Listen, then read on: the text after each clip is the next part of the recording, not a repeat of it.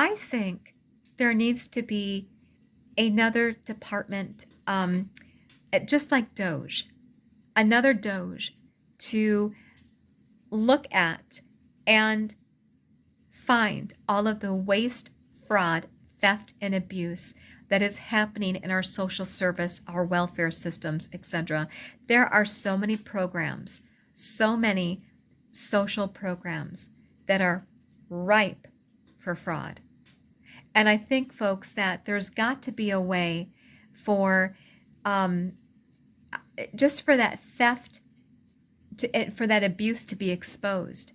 You know, I give kudos to persons like Nick Shirley. Well, what he did and how he exposed and put on the national consciousness of what was happening out there in Minnesota. I had no idea.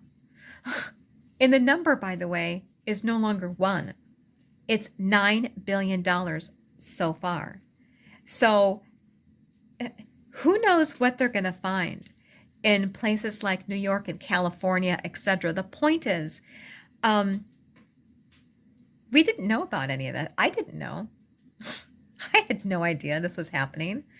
And I think too of how all of this happened under the so-called leadership, I should say the lack of, Tampon Tim, which that name suits him, Tampon, and Omar.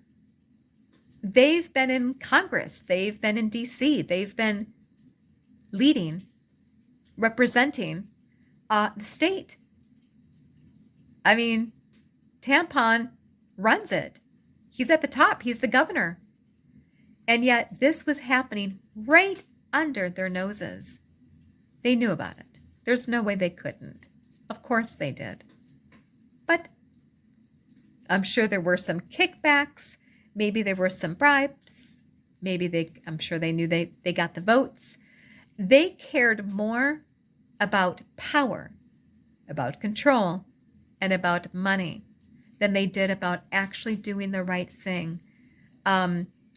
Not only investigating, but eradicating the fraud that was happening under their own watches, under their watch. So I'm still thankful that Tampon Tim is not our VP. Thank God does not serve in the White House in that regard. So, but there needs to be a full-on investigation into all, not just this, but all of the welfare programs in the entire country